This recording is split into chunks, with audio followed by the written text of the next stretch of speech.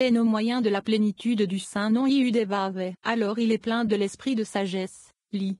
Shoma. Devarim 34 2.9. Pourquoi, et dans le secret des 6 fins de Shoma appelé esprit.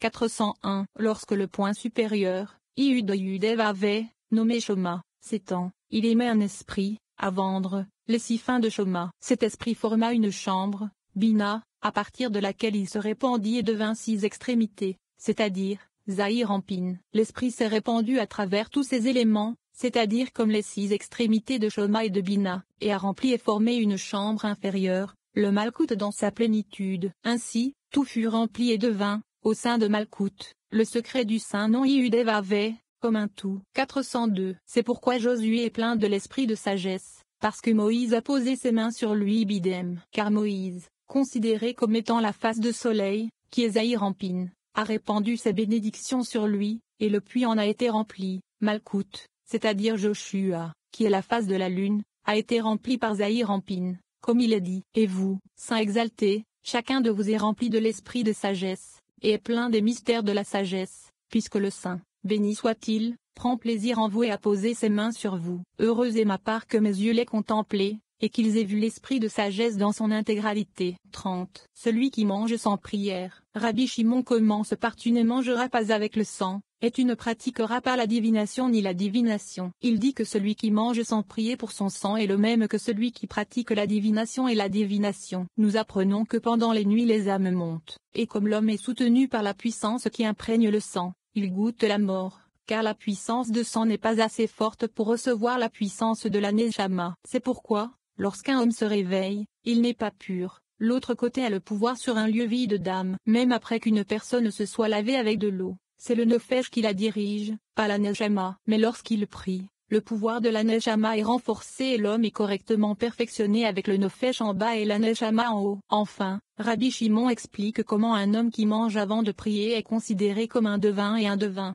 403. Il a ouvert son discours par le verset suivant. Tu ne mangeras rien avec le sang, tu n'utiliseras ni enchantement ni divination. Vayikra 19h26. Ceci a été expliqué, mais son secret est le suivant. Celui qui mange sans prier pour son sang, est considéré comme s'il pratiquait la divination et la divination.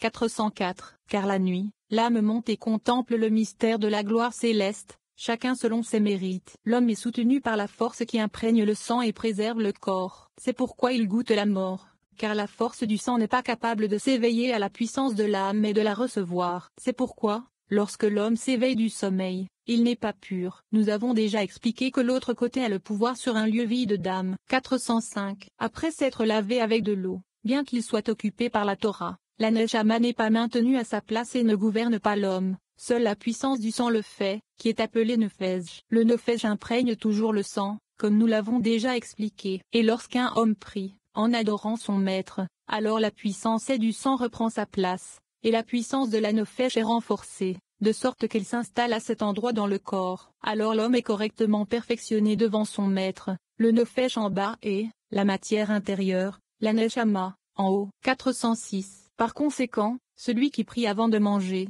est considéré comme étant dans une bonne position. La Neshama s'installe à sa place comme il se doit. Mais s'il mange avant de prier, faisant en sorte que le sang s'installe à sa place, il est considéré comme un devin et un devin. Pourquoi? Parce que c'est la manière du devin d'élever l'autre côté et d'humilier le côté sacré. 407. Il demande, pourquoi un homme qui a essayé de plaire à ce côté-là, c'est-à-dire qui a mangé avant de prier, est-il appelé un enchanteur? Et Menachech? Il répond, c'est ainsi puisqu'il a travaillé dur pour ce serpent, et Nachash, de la clipo, pour augmenter sa puissance et sa force. C'est comme si on adorait d'autres Elohim, en servant la puissance du sang, et non le saint, béni soit-il, en renforçant le côté de la Neshama, le côté saint. 408. Il demande, pourquoi un homme qui mange avant de prier est appelé un devin, et répond, parce qu'il a travaillé pour les péchés et n'a pas placé son effort pour les mérites, car le mot hébreu Soutseye-Zeb, Monen, est dérivé des lettres du mot saint Heb. Avant. Et si vous dites qu'il y a un supplémentaire au milieu du mot monen, et que par conséquent il aurait fallu dire man sans le n supplémentaire au milieu, alors il explique que c'est certainement le cas, car nous ne pouvons pas avoir le pouvoir sur l'autre côté, seulement lorsque nous y mélangeons un peu du côté saint, comme un fil fin. Celui qui veut qu'un mensonge perdure, doit y mêler un peu de vérité, afin que le mensonge l'emporte. Par conséquent, un péché est un mensonge et pour qu'il reste intact, on y ajoute un peu de vérité. C'est le sens de nous au milieu du mot monen, pour garder le mensonge. C'est pourquoi celui qui ne prie pas pour son sang, pour lui-même, devant le saint, béni soit-il, avant de manger, est considéré comme un devin et un devin. 31. Les 4 corrections de la prière. Rabbi Shimon dit que dans une prière, le corps et le nefesh de l'homme sont rectifiés et deviennent entiers. La prière consiste en 4 types de rectification. La première concerne le soi, car l'homme doit se rectifier par des préceptes, la sainteté, des sacrifices et des offrandes qui le purifieront. La deuxième est celle de ce monde, qui consiste à bénir Dieu pour chaque acte de la création. Cela permet de soutenir le monde. La troisième est la rectification du monde supérieur avec toutes ses armées et ses camps. La quatrième rectification est celle de la prière de la Hamida, fixant le secret du saint nom ou du nom entièrement perfectionné. 409. La prière de l'homme est telle que vous l'avez décrite. Saint exalté, heureuse est votre part. Par la prière, le corps et le nefesh de l'homme sont réparés et deviennent entiers. La prière consiste en des corrections effectuées ensemble. 4 corrections en tout. La première correction consiste à se réparer soi-même pour devenir entier. La deuxième consiste à corriger ce monde. La troisième est la correction des armées célestes. La quatrième est la correction du saint nom au moyen des chariots sacrés et de tous les mondes, correctement corrigés en haut et en bas. 410. Il explique ce qu'il a dit. La première œuvre que j'ai mentionnée est la correction de soi, car un homme doit se corriger par des préceptes et la sainteté, et par des sacrifices et des holocaustes qui le purifieront. Les franges, et tzitzit, sont ce que l'on entend par précepte, et les tophilins ce que l'on entend par sainteté, disant la prière des sacrifices et des holocaustes, il se corrige comme s'il les offrait. La deuxième correction est de ce monde, à savoir, concernant l'œuvre de la création, de bénir le saint, béni soit-il, pour chaque action, en disant louez-le, vous tous, étoiles de lumière, louez-le, cieux des cieux. Tehillim 148.2.3. Tehillim 148.2.3.4.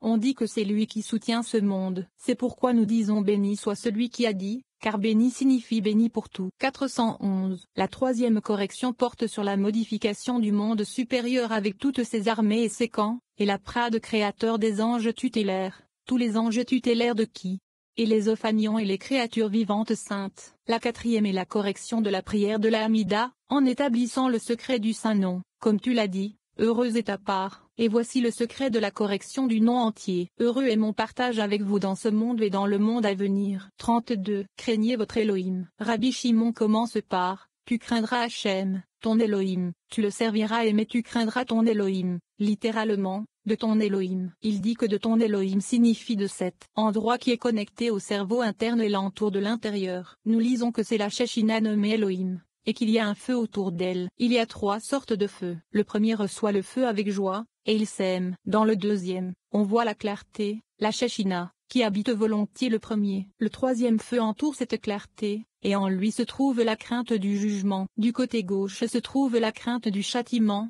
mais celle-ci doit être jointe à l'amour qui est tiré de la droite. Rabbi Shimon dit que nous ne devons pas avoir peur des divinités étrangères. Ensuite, il parle de l'amour, disant que celui qui adore avec amour rejoint le haut lieu, la sainteté du monde à venir qui est Bina et le côté droit qui est Z de Zer en pain. Rien n'a de pouvoir sur le niveau de la peur, sauf l'amour.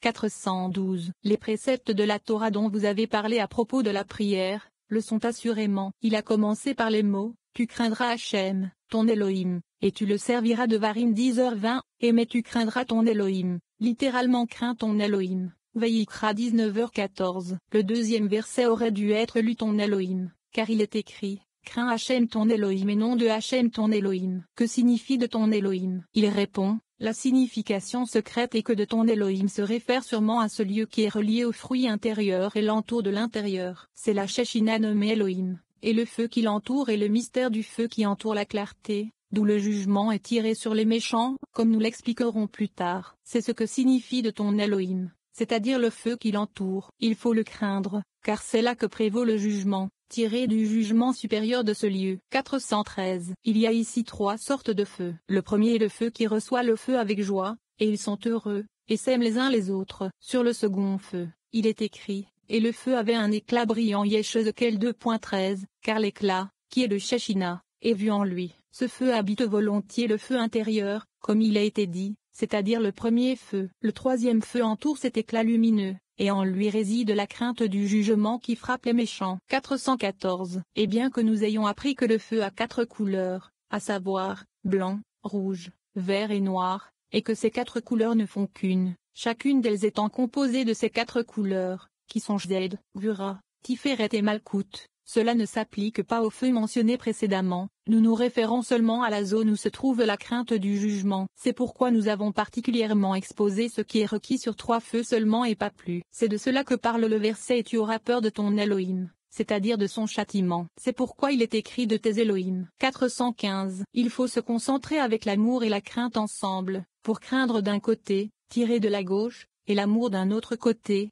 tirer de la droite, avec les dits aspects, car Malkout aussi a les 4 aspects, Zed, Gvura, Tiferet et Malkout. Cette peur serait la peur du châtiment, la peur inférieure, car celui qui transgresse les préceptes de la Torah est puni par le côté gauche, et une fois que ce côté commence à frapper, il ne cesse jamais jusqu'à ce qu'il l'extermine de ce monde et du monde à venir. Il faut donc craindre ce feu, car il y a de la peur en lui. 416. À partir du 3e feu, un feu est répandu vers l'extérieur, vers des Elohim étrangers. C'est sur cela que porte le verset « Tu ne craindras pas les Elohim des Amorites » Shoftim 6h10. Car on ne doit pas avoir peur d'eux. Ce feu de la crainte dont nous avons parlé, nommé le 3e feu, est saint et participe à la sainteté. C'est celui qui entoure la clarté. Mais l'autre feu extérieur est parfois relié à ce feu de la peur, et parfois il s'en sépare et se déconnecte. Et lorsque les péchés font que le feu extérieur se joint au feu de la peur, alors le feu devient sombre, obscurci et couvre les autres lumières dans la lumière. Cela peut être dérivé de l'expression un feu qui s'embrase Yeshezekel 2.4, car il ne brûle pas toujours, comme cela a déjà été expliqué. 417. Après cela, il y a l'amour, comme expliqué que l'amour demeure après avoir atteint la peur. Le secret de la chose est qu'une fois que la peur s'est installée sur la tête de l'homme, qui vient de la gauche, l'amour s'éveille à partir de la droite, c'est-à-dire à partir du Z de Zer en pain. Celui qui adore avec amour, se sépare du haut lieu et rejoint la sainteté du monde à venir, qui est Bina, car il se lève et se couche et rejoint le côté droit, qui est Z Zer en pain, sur lequel habite Bina. 418. Et si tu dis que l'adoration par crainte n'est pas considérée comme une adoration, cela n'est pas, car c'est une adoration précieuse, bien qu'elle ne s'élève pas pour être jointe au-dessus de Zahir Ampin. Et lorsque l'on adore avec amour, on s'élève et on se couche au-dessus et on s'attache au monde à venir. Cet homme est appelé au monde à venir, heureux est sa part, car il a le pouvoir sur le lieu de la peur, et rien n'a de pouvoir sur le niveau de la peur que l'amour, qui est le mystère du droit, le mystère de l'unité de Zahir Ampin et de Malkout. 419. La personne, digne du monde à venir, doit avouer l'unité du nom du Saint, béni soit-il, et relier les organes, mâles et femmes, au grade supérieur, Abba et Ima, le haut avec le bas, et les unir tous et les mettre à leur place, dans la lumière bénéfique et sans fin, et faire des nœuds. C'est le secret de écoute, ô Israël, Hachem notre Elohim. Hachem est unique de Varim 6.2.4. 33. Le secret du Shema. Rabbi Shimon nous apprend que le mot non-shem est inclus dans le mot écoute Shema. Tout est considéré comme un, car Zahir Ampin et Malkout auquel il est fait allusion dans le Shema sont unis pour ne faire qu'un avec qui Israël s'abat. Le cœur souhaite s'ouvrir à l'infini, où le tabernacle supérieur sera uni au tabernacle inférieur. Rabbi Shimon parle des lettres dans Yudé Vavé et Yudé Yudé. Nous lisons que le but du mot un est de renforcer le désir de lier tous les éléments ensemble et d'élever notre volonté dans la crainte et l'amour jusqu'à l'infini. Le mot un est le secret du dessus, du dessous et des 4 directions du monde. 420. La signification secrète du mot Shema, li, entendre, est un nom, et Shem, qui est Malkout, s'élevant à In égale 70, non, qui est le nom de 72 noms, et Inbet égale 72, du chariot supérieur, c'est-à-dire, Z, Gvura, Tiferet et Malkout de Zahir Ampin au-dessus de la Kout. Tout est un tout, c'est-à-dire que Malkout, appelé nom, est inclus dans Zahir Ampin au-dessus de la poitrine, ce qui est le secret du grand Ein. Israël fait référence à Israël, Saba, les 6 extrémités de Bina, car il y a aussi le petit Israël, qui est Zahir Ampin, comme il est écrit, mais ici, il s'agit d'Israël, Saba, un mystère en un tout, car Zahir Ampin et Malkout, mentionnés dans le Shema, ne font qu'un avec qui Israël, Saba, car ils s'élèvent et deviennent un avec lui. Shema Israël li. Écoute, ô Israël, indique qu'ici, en Israël, Saba, la femme est unie à son mari, c'est-à-dire Malkout à Zahir Ampin. 421. Après que Zahir Ampin et Malkout aient été inclus l'un dans l'autre en un seul In Israël, Sabbat, alors tous les organes devraient être joints ensemble, les 6 fins de Zahir.